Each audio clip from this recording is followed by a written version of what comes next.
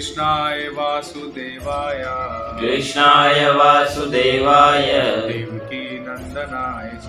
देवकी नंदनाय च नंदगोपकुमाराय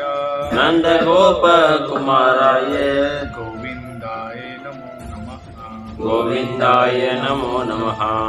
ॐ अज्ञानतिमिरान्धस्य ज्ञानञ्जनशलाकया चक्षुर्मिलितं येन तस्मै श्रीगुरुवे नमः।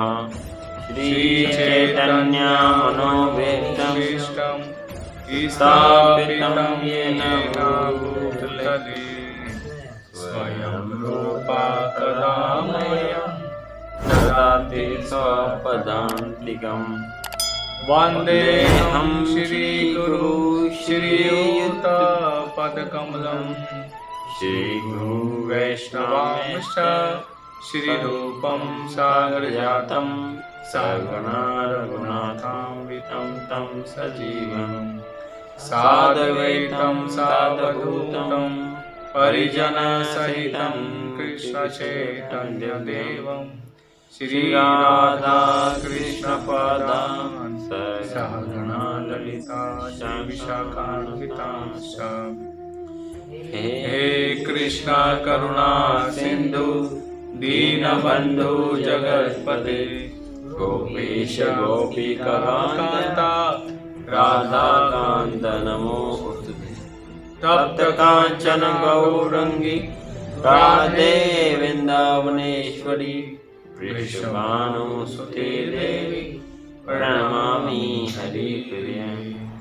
नारायणं नमस्कृत्यं नरं चैव नरोत्तमं देवीं सरस्वतीं व्यासं ततो जयमुदीरये। नष्टप्रायेषु भद्रेषु नित्यं भागवत सेवया भगवती उत्तम श्लोके भक्तिर्भवति नैष्ठिकी। आराध्य भगवान् ब्रजेश तनयास तद्धाम वृन्दावनम् रम्य काचिदुपासना ब्रजवधू वर्गेण या कल्पिता। श्रीमद्भागवतं प्रमाणममलं प्रेमापुमर्थो महान् श्रीचैतन्य महाप्रभुर्मत इदं तत्रादरुणपरः। वाञ्छाकल्पतरुभ्यश्च कृपा सिन्धुभ्यैव च पतितानां पावनेभ्यो वैष्णवेभ्यो नमो नमः। जय श्री कृष्ण चैतन्य प्रभु नित्यानंद श्री अद्वैत गदाधर श्रीवासादि गौरभक्तवृंद। हरे कृष्णा कृष्णा कृष्णा हरे हरे हरे राम राम राम हरे हरे। जय ग्रंथराज श्रीमद् भागवत महापुराण।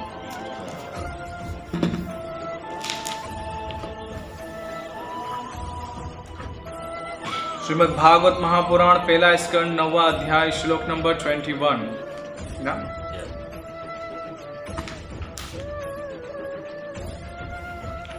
और इस अध्याय का क्या नाम है? भगवान श्री कृष्ण की मौजूदगी में भीष्म देव का देह त्याग। सर्व आत्मना समदृश्य ही अद्वैसय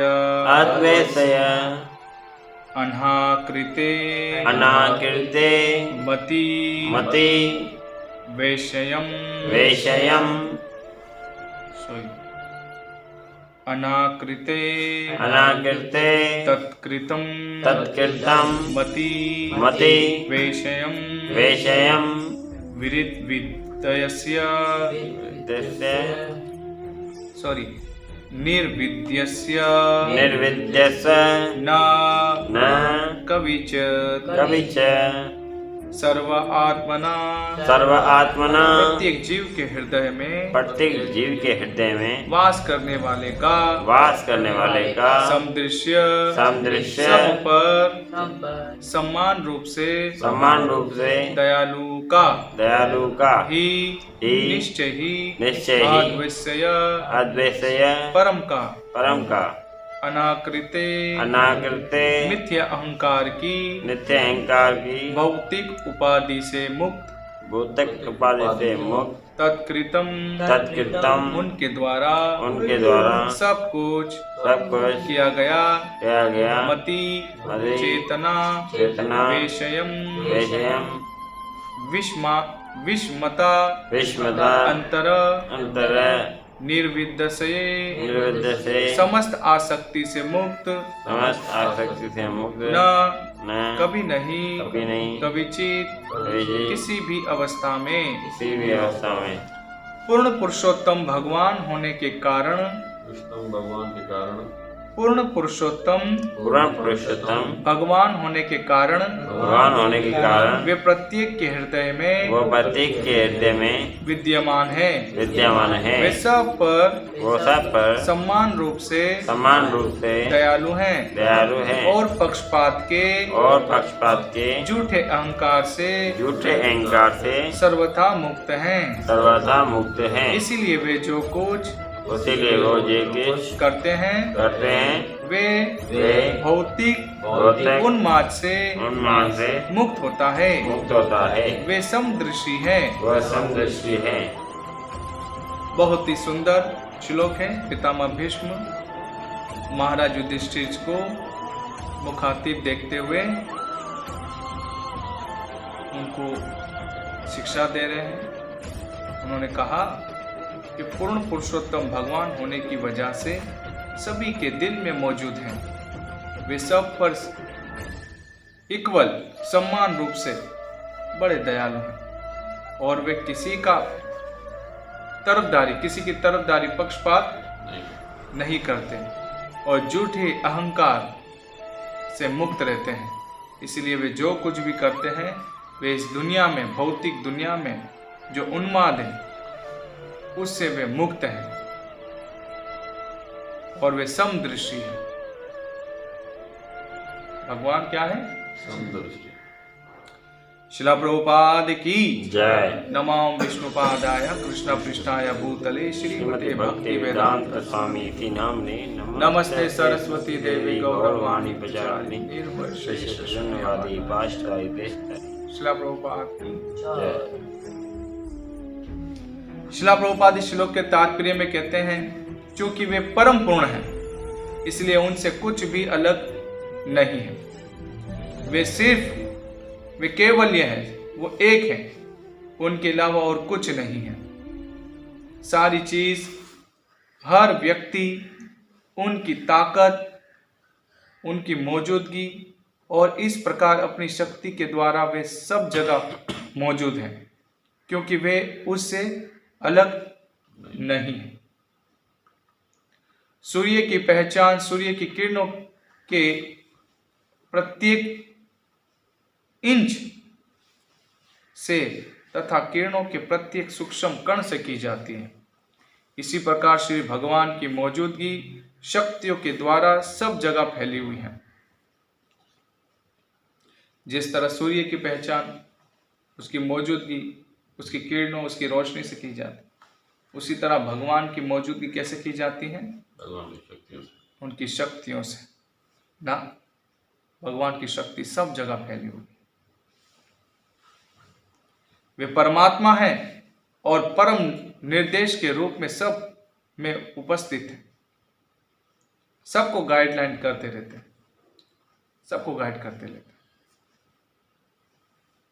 इसलिए वे पहले से ही समस्त जीवों के सारथी तथा उपदेशक मंत्री भी हैं।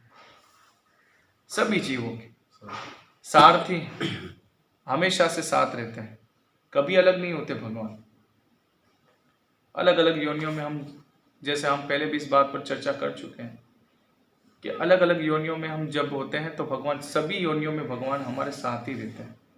ऐसे नहीं सिर्फ मनुष्य योनि में, सभी योनि। परमात्मा के रूप में होते हैं। परमात्मा, और सबसे हमारे अच्छे मंत्री हैं, हिदायत देने वाले। लेकिन हम भगवान की बात को नहीं सुन पाते हैं, समझ नहीं पाते हैं। हमेशा हमारे अंदर दो बातें चलती रहती, यस या नो, यस या नो। लेकिन वो यस या नो को हम नहीं समझ पाते, क्या इसमें से हमारे लिए फायदेमंद क्या है। इसलिए जब वे अर्जुन के सारथी के रूप में स्वयं प्रकट होते हैं तो उनकी दिव्य स्थिति में कोई बदलाव नहीं होता ना। जब वे भगवान के अर्जुन के ड्राइवर बने, फिर भी उनकी जो पोजीशन थी, दिव्य पोजीशन, उसमें कोई फर्क नहीं पड़ा। ये तो भक्ति में सेवा की ताकत है जो उन्हें सारथी या दूत के रूप में प्रदर्शित करती है। क्योंकि जीव की भौतिक अवधारणा, सोच, उनका कोई सरोकार नहीं रहता। जीव चाहे ना कुछ भी सोचे भगवान के बारे में, हम भगवान के विषय जो भी कुछ पॉजिटिव नेगेटिव सोचे, भगवान को इससे कोई फर्क नहीं पड़ता।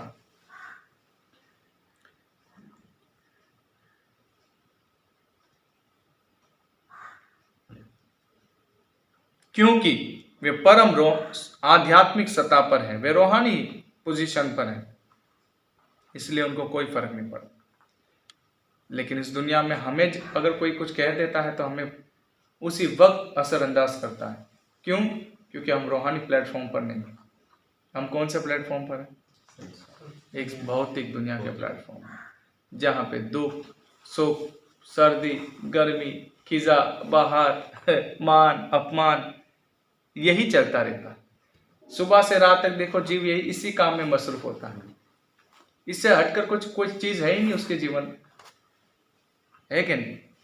कभी सुख का अनुभव करता है, कभी दुख, क्षण क्षण में, कभी क्षण में सुख, क्षण में दुख। हाँ, इसी सुख में दुख, क्षण क्षण में वो सुख और दुख का अनुभव करता रहता है।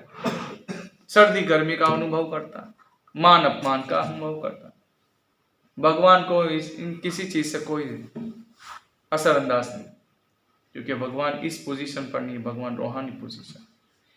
लेकिन भक्त भी जब रूहानी प्लेटफॉर्म पर आ जाता है, वो भी इससे परे हो जाता है। उसको भी मान अपमान कोई फर्क नहीं पड़ता। कोई इज्जत दे, कोई इज्जत ना दे, कोई फर्क। सर्दी हो या गर्मी हो, सर्दी हो कि गर्मी हो, दोनों पोजीशन पे वो क्या करता है? भगवान की सेवा छोड़ता नहीं। और सर्दी गर्मी, सुख दुख, मान अपमान, इन सभी पोजीशन में वो भगवान की सेवा में हमेशा कंटिन्यू बना रहता है। ठीक भगवान की तरह ये रूहानी प्लेटफॉर्म है, ये जो हम कर रहे हैं, ये हमें उसी प्लेटफॉर्म में ले जाने की तैयारी है। प्रभुपाद ने हमें जो ये प्लेटफॉर्म दिया है रूहानी, ये वही भगवान के धाम जाने की यहाँ पर प्रैक्टिस चल रही है, जिसमें हमें थोड़ी थोड़ी देर में क्या आ जाती है? नींद आ जाती, आनंद आ जाता है।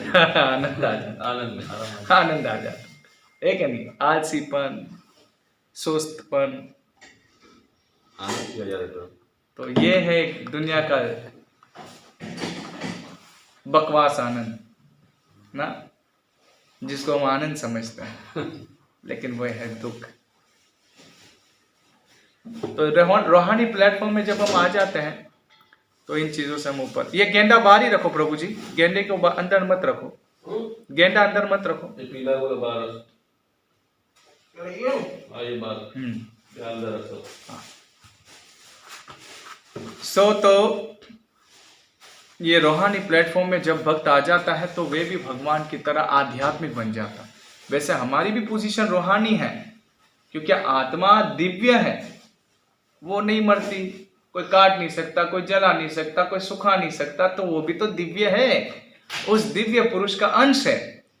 लेकिन हम इस मटेरियल दुनिया में, इस भौतिक दुनिया में अपने आप को जिस्म बना बैठे हैं और मान अपमान, सुख दुख, सर्दी गर्मी, इन चीजों में उलझ गए हैं। इसलिए हमें शिला प्रभुपाद जी की कृपा से यह प्लेटफॉर्म भी दिया गया है कि इस प्लेटफॉर्म में बड़ी गंभीरता के साथ अपने जिस्म की परवाह ना किए बिना ऊपर उठना है, आहिस्ता आहिस्ता, है कि नहीं? आप खुद महसूस करेंगे। ये कृष्ण भावना ऐसा है कि आप अपनी प्रगति खुद महसूस करेंगे।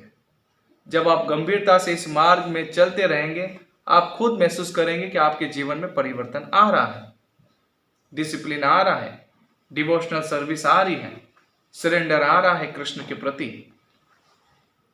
और रूहानी प्लेटफॉर्म में फिर आप जब महसूस करेंगे तो फिर क्या होगा? कोई आपको इज्जत दे, कोई इज्जत ना दे, कोई फर्क नहीं पड़ता। हाँ, मान अपमान से ऊपर आ जाते हैं। फिर सर्दी हो के गर्मी हो, कोई फर्क नहीं पड़ता। सर्दी में भी स्नान करना है, गर्मी में भी स्नान करना है। सर्दी में भी सेवा करनी है, गर्मी में भी सेवा करनी है। शरीर की ये जिस्मानी डिमांड से ऊपर आते हैं। ये बॉडी की डिमांड है ना, ये सारी बॉडी की डिमांड से हम ऊपर आते हैं। ये रूहानी प्लेटफॉर्म हमें ये रूहानी फौजी प्रैक्टिस करवाता है। ये फौजी ट्रेनिंग है ना। तो ये हम भी फिर भगवान श्री कृष्ण की रूहानी प्लेटफॉर्म में उनके बराबर नहीं, लेकिन उस पोजीशन पर आ जाते हैं। ये हमें भगवान सिखाते हैं, करके सिखाते हैं। भगवान ने कहा है ना भगवत गीता में, मैं कर्म ना करूं तो मेरे नक्शे कदम पर कौन चलेगा। इसलिए मैं भी करता हूं, मैं भी कर्म करता हूं, तो भगवान भी करके दिखाते हैं।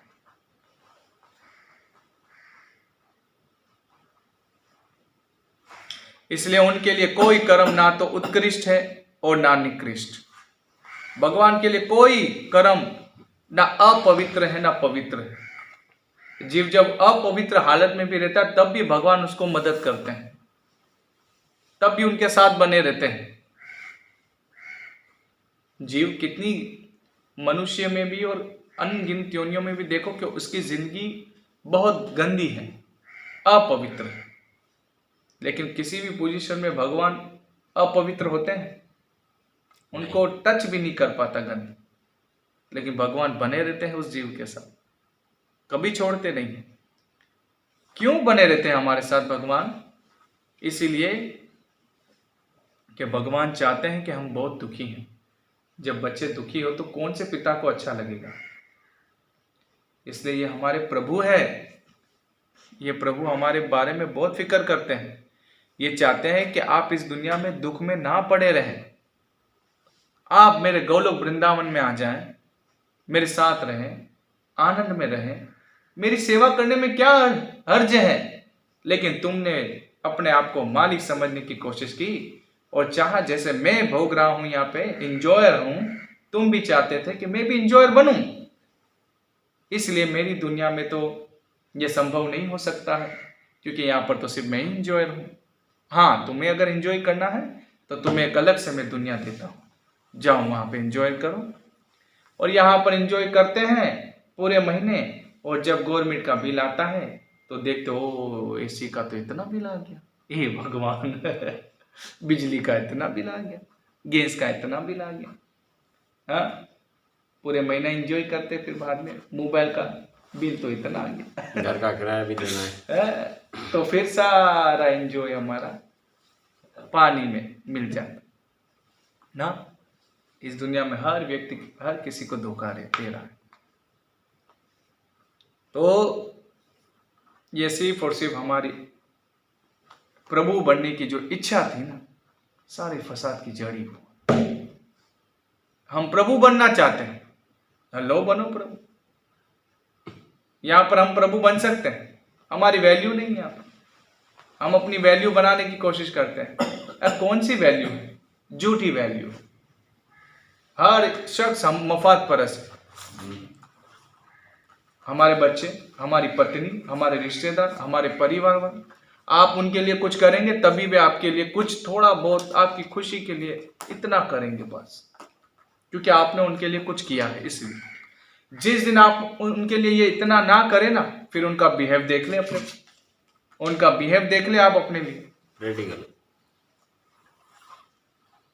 चाहे प्रभुपाद जी, हाँ, उनके मेडिसिन का बिजनेस था, उन्होंने अपनी पत्नी के लिए, अपने बच्चों के लिए बहुत कुछ किया, लेकिन उन्होंने उनको सही रिस्पॉन्स नहीं दिया ना। प्रभुपाद जी तो हमारे लिए बहुत बड़ी एग्जाम्पल है। कोई रिस्पॉन्स नहीं दिया अच्छा। आखिरी दम तक उनकी पत्नी ने अपना ही जिस्मानी स्वार्थ ढूंढा, ये नहीं सोचा कि मेरे प्रभु क्या चाहते हैं, मेरे पति क्या चाहते हैं। ये दुनिया की हालत है। इस दुनिया में हर शख्स अपनी झूठे मफाद के लिए ही जी रहा है।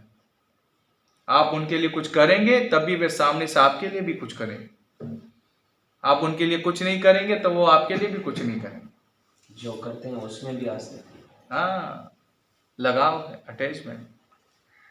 इसलिए झूठा अहंकार है ये वो। लेकिन भगवान इस अहंकार से हमेशा शून्य रहते हैं। उनको कुछ भगवान हमें क्या नहीं देते, खाना देते हैं, पीना देते हैं, श्वास देते हैं, सेहत देते हैं, सूर्य चंद्र हवा पानी बिजली सब भगवान की ही कृपा से आ रहा है।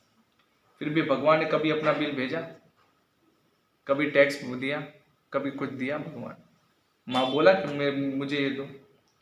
ये पिता ऐसे हैं कि बिना स्वार्थ के अपने बच्चों को सारी चीजें दे रहे हैं और बदले में चाहते हैं क्या, मेरी तरफ आ जाओ, मेरी सेवा में आ जाओ, प्रभु बनने की अब चाह को छोड़ो। कितने टाइम से इस दुनिया में भटकते रहोगे। भक्ति विनोद ठाकुर महाराज का भजन है ना, जीव जागो जीव जागो, जीव जागो जीव जागो, गौरचंद्र बोले, कोटानींद्र त्यागो माया, पिशाचीर कोले। बड़ा सुंदर भजन भक्ति विनोद ठाकुर महाराज कहते हैं कि जीव जागो, चैतन्य महाप्रभु कहते हैं कि जीव जागो, गौर चंद्र बोले। गौरंग महाप्रभु कह रहे भाई जागो, नींद से नहीं। जो माया की अंधकार में पड़े हुए हो और भगवान का भजन नहीं कर रहे हो, भगवान की सेवा नहीं कर रहे, उससे जागो। नींद की जागने की बात नहीं कर रहे यहाँ पे, नींद की भी है बात, लेकिन ज्यादा बात है कि जो हकीकत में माया की गोद में सोए ना, उसकी बात कर। और ये कौन कह रहे हैं, गौरचंद्र। कब तक उस पिशाचनी माया की गोद में सोते रहोगे, सोते रहोगे, कब तक। इसलिए चैतन्य महाप्रभु हम पर कृपा करने के लिए आए हैं।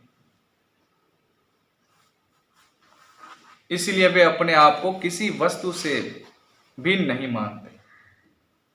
भगवान किसी भी चीज से अपने को अलग नहीं मानते हैं, सब भगवान का ही।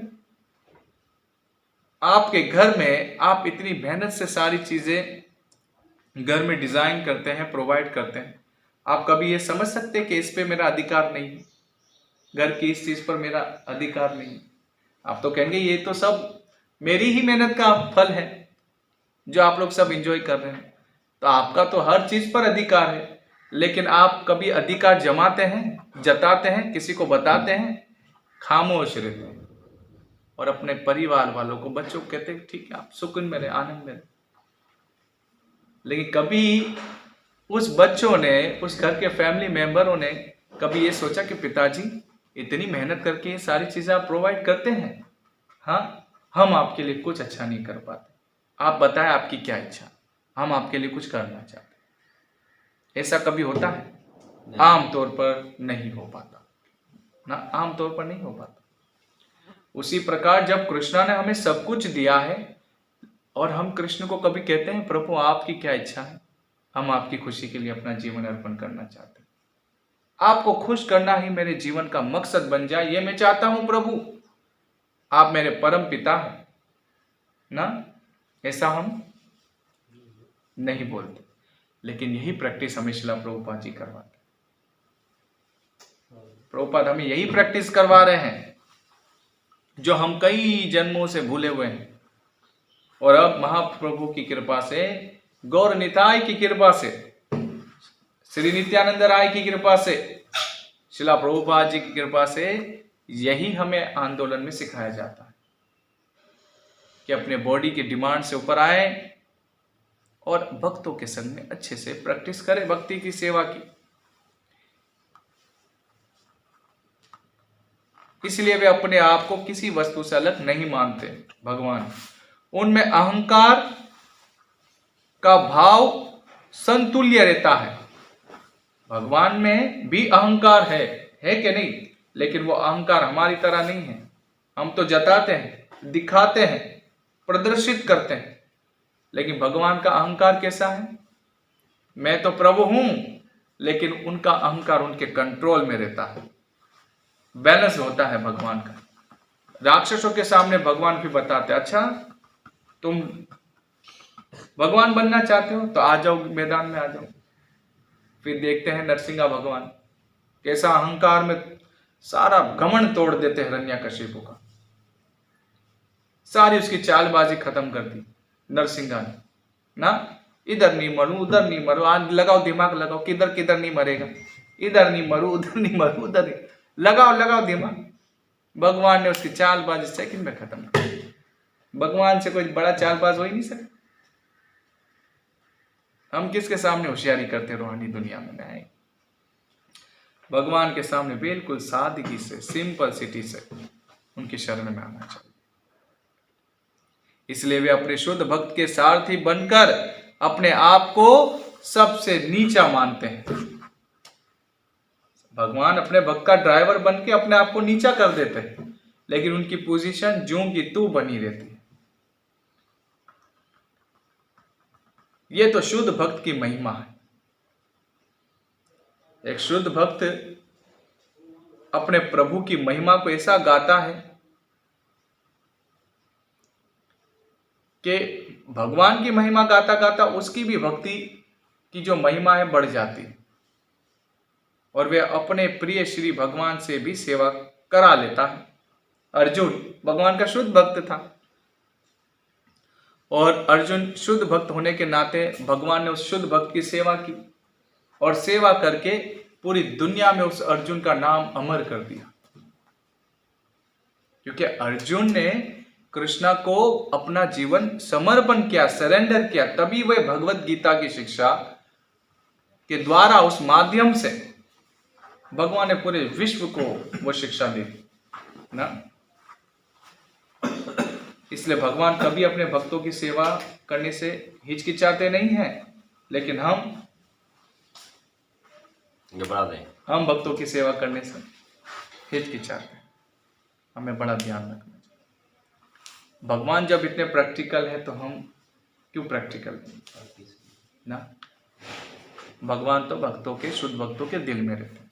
इसलिए शिला प्रभुपाद के दिल में भगवान रहते थे। इसलिए शिला प्रभुपाद जी ने जो हमें शिक्षाएं दी हैं, गंभीरता के साथ पालन करना चाहिए। हमेशा प्रभुपाद की शिक्षाओं को याद रखना चाहिए। यही हमारी जिंदगी की कामयाबी। हरे कृष्ण। जय शिला प्रभुपाद। जय श्रीमद् भागवत महापुराण की जय। गौर प्रेमानंदी। हरि हरि बोल।